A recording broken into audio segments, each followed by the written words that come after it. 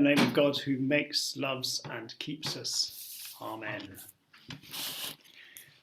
So this week, the new Archbishop of York, Stephen Cottrell, launched his book, which is called Dear England. He had a conversation with Adrian Giles on YouTube. It was very good. I recommend it. I will circulate the link in case you weren't able to go. Stephen said much that was memorable. Among other things, he said that when he hears people say the church should stay out of politics, he thinks, yeah, that's fine, but it's obvious they haven't read the New Testament. So we've just heard again the story of Jesus overturning the tables in the temple. It's a classic intervention in politics. Jesus is making a stand against abuse.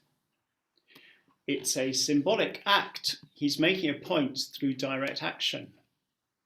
Because of what he has done, the sacrifice in the temple has to come briefly to a halt. It's not a permanent change, but it's a symbol of a better way of doing things. It's a bit like Extinction Rebellion blocking roads, or a march down Whitehall, or some guerrilla gardening, scattering the seeds in wild places. Jesus is trying to get people to understand that the priorities have all gone wrong. The temple is not for making money out of poor people. It's not for increasing the gap between rich and poor. It's for worship, for coming together, for the community.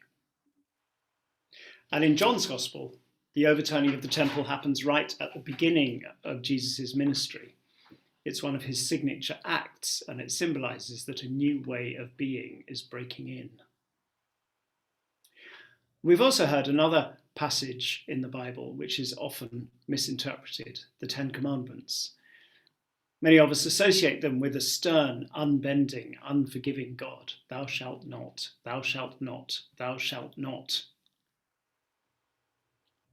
But having a good understanding of both is crucial to really understanding what Christianity is all about. Here are two more quotes from Stephen's book launch on Wednesday. I can't be myself on my own. And the job of the local church is to find out what it really means to be human. I can't be myself on my own. And the job of the local church is to find out what it really means to be human. We spend a lot of time here at St. John's talking about how we can grow as people together in the faith. We talk about our spiritual journeys, our journeying through Lent. We talk about contemplation, we talk about prayer, all of which are very important. But it's really important also to remember that contemplation without action is pointless. And action is pointless without a vision of what you're acting for. I say further, contemplation without action is self-indulgence. And action without vision is a waste of time. So what then does the Archbishop mean by the phrase, the job of the local church is to find out what it really means to be human? I think he means that the job of the local church is to create the conditions for everyone who comes here to flourish and to discover who they are. Which means creating a flourishing community, for I can't be myself on my own. In the famous words from South Africa, I think they may be from Desmond Tutu, I am because you are. Or the greeting also from South Africa, when people say hello, they say, I see you. So how do we create the conditions for everyone to flourish? By trying to ensure that we are part of a community which is just and loving. And how do we make sure of that? By trying to ensure that we are part of a society that is just and loving. Or to put it another way, we do it by helping to bring in the kingdom of God, or to use less sexist language, the reign of God. We do it by creating a society where everyone is able to find out what it really means to be human. And that's where the commandments come in. They are at the heart of the code, the legal code in Leviticus. It's full of rules and regulations, and lots of them are to do with the identity of the people of Israel. in the centuries before Christ. But the Ten Commandments have been extracted and have a longevity within Christianity which much of the rest of the Levitical code doesn't have. Why is that? It's because the Ten Commandments aren't really about thou shalt not. They're really about thou shalt. The first one, as we know, is the most important. You will have no other gods before me. And the rest are about the second great commandment. You shall love your neighbour as yourself. What the Ten Commandments are doing is this. They are setting the boundaries for the behaviour which enables the community to flourish. All of the things in the Ten Commandments are things which, if they are done, will undermine the community and undermine the people in it. If you steal, if you're envious, if you don't rest, if you murder, if you commit adultery, you're breaching the code which enables us to live together in harmony. So you're behaving in a way which is unjust. Justice is about much more than observing a legal code. Justice is about creating the conditions in which the rights and responsibilities of human beings are acknowledged and observed and honoured. And that's why Jesus' wrath in the temple is so powerful. Because he looks at the way that people are being treated. They've come there to worship, to honour the Lord their God, and instead they're being fleeced, ripped off, stolen from. Right there in the Holy of Holies, the supposedly holy people are exploiting the poor and the weak and the vulnerable. These readings should make us profoundly uncomfortable. Uncomfortable as a church, uncomfortable as a community, and uncomfortable as individuals. They certainly make me uncomfortable as Vicar of St. John's. Many of you give very generously to support our work here at St. John's, and I am incredibly grateful to you for that.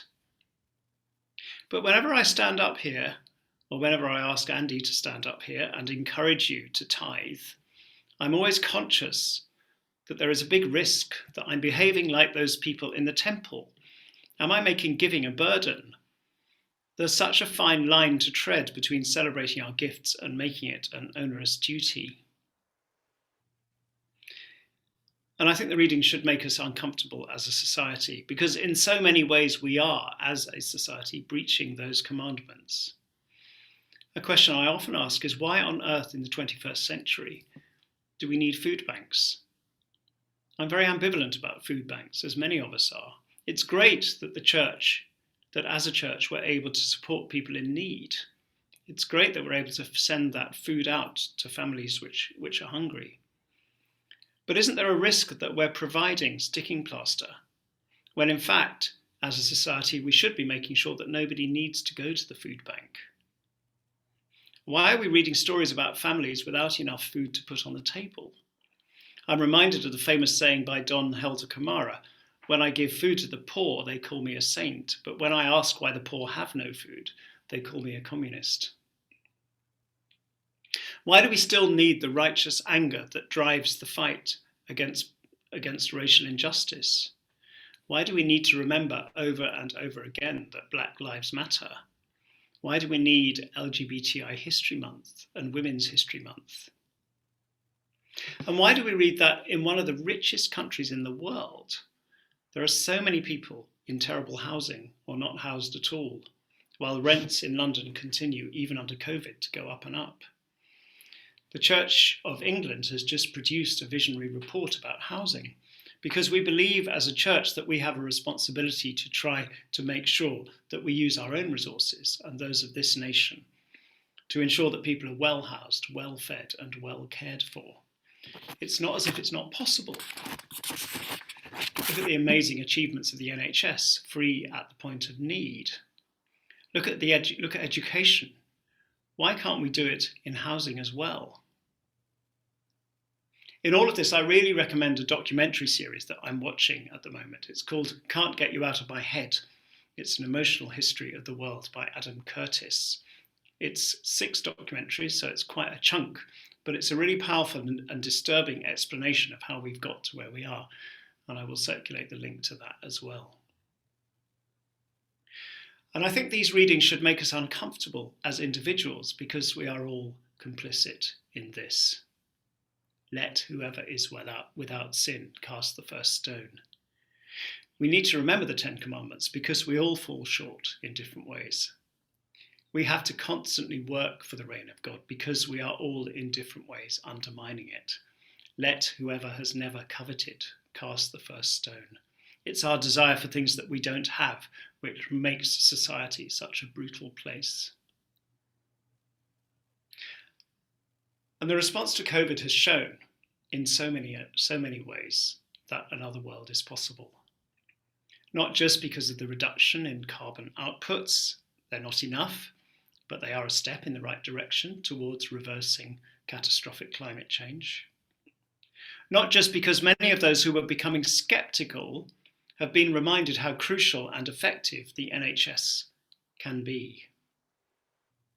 Not just because of all the mutual aid and support which erupted when lockdown began.